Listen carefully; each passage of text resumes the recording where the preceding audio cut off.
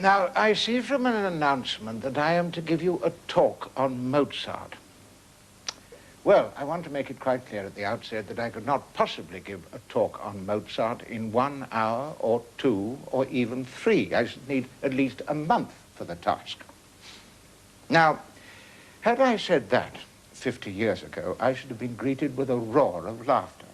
Nothing so remarkable has happened in my time, in the entire field of music, as the revaluation all over this earth of Wolfgang Amadeus Mozart. When I first entered the musical scene in London, not an unmusical place as big towns go, I found that the public, as well as the press, was acquainted with 3 out of the 41 symphonies, 2 pianoforte concertos, 2 or 3 sonatas for pianoforte, and 2 operas, very imperfectly, with a complete lack of understanding as to their contents and meaning, and that was about all. So I made up my mind to do what I could to improve the situation. Now, I had known Massenet, who loved Mozart, and I'd known Saint-Saëns very well, and he loved Mozart, and Humperdinck. And my father had known Gounod very well, and he worshipped Mozart, and he'd known Brahms and Dvorak, and they loved Mozart, and they were all of a mind that this man was the most remarkable musical genius the world had ever seen, and that the present attitude towards him was one of the mysteries of the age. And then, suddenly, for no reason, the wheel turned, and it turned in the right direction, and people began listening to Mozart with new ears. I had the honor of presenting the first production of Così fan tutte in this country, the first public performance. That was in 1910, only 120 years after the death of the composer. It's rather a record, that, for Great Britain. 120 years took to get here, yeah. Well, 50 years ago, I could not have given a concert of Mozart and expected a full house. Nowadays, if I give almost any sort of concert almost anywhere and stick in a bit of Mozart, the people will come. It's almost impossible under these changed conditions to escape success. Not suggesting I want to. 650 works, ladies and gentlemen, and all of them written within the space of 35 years. An ingenious friend of mine who had a flair for mathematics set his mind to working out how long Mozart must have written for every day, considering only the notes he wrote between the ages of 20 and 35. Took him a long time. And he discovered that Mozart must have written for not less than 8 hours every day. Now think of that. 8 hours of writing every day for 15 years. So the question arises, when did this fellow think? I mean, he must have eaten, must have drunk. Presumably he slept from time to time. People, you know, always have this extraordinary idea that the music of Mozart is very agreeable and easy to sing. It's very difficult music indeed to sing and to play. In fact, I don't know anything so difficult because, you see, the thing is, the fellow writes in such a way that every note counts. I mean, it's not like the music of my old friend Richard Strauss or Frederick Delius. There are pages and pages in their music where you can extract a few thousand notes, you know, and nobody's very much the wiser. But you can't do it with Mozart. One note played a little off-key by the 19th violin provokes almost a resentment in the conductor, uneasiness in the audience, and, of course, exasperation in the press. Isn't it?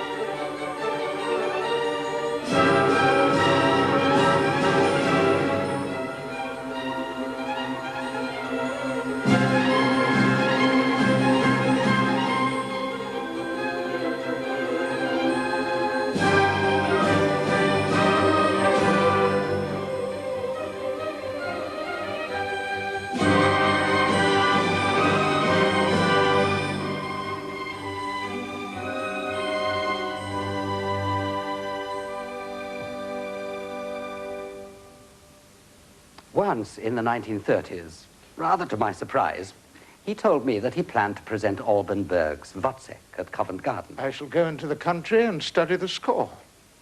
3 weeks later, I was asked to lunch. How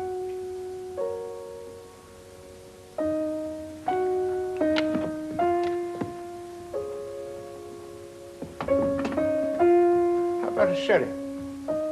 May I have a white lady? Oh, help yourself.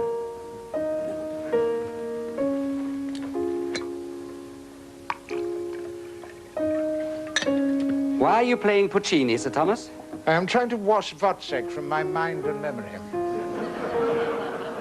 I am not interested in music or in any other form of art that fails to stimulate enjoyment of life and, what is more, pride in life. I believe you're conducting Elgar's A-flat symphony next week. The last occasion I remember you made some pretty severe cuts. Didn't Sir Edward mind? Oh, yes, he did.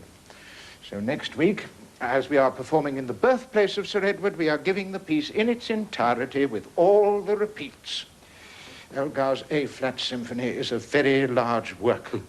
There are many large works. Maybe, but this is a particularly large work. Neo-Gothic. The musical equivalent of St. Pancras Station. Beecham enjoyed the telephone. It gave him the opportunity to score heavily, or to terminate an exchange abruptly. On one occasion in New York, or so he asked me to believe. Who is this? Is that Sir Thomas Beecham? It is. Well, I'm the secretary of the English-speaking Union of New York. I beg your pardon. Are you Sir Thomas Beecham? I am. Well, I'm telling you, I'm the secretary of the English-speaking Union of New York. I don't believe you. Good night. Back in England in 1909, Beecham produced his first London opera, Ethel Smythe's The Wreckers, at His Majesty's Theatre. And so began his lifelong battle with singers.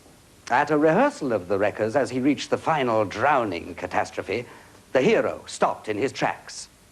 What's the matter, Mr. Coates? I was just wondering, is this the place where I'm supposed to be drowned by the waves or by the orchestra? Singers always seem to want to be heard above the music.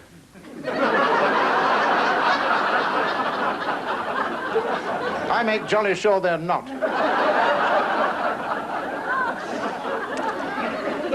This opera, though, this opera, The Wreckers, was the occasion of my reunion with my father.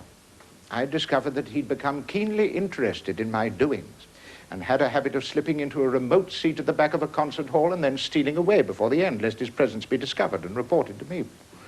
We were to give a gala performance of The Wreckers before the King and Queen. Somehow this news was murmured in advance to my father, and we could not keep him away from the theatre.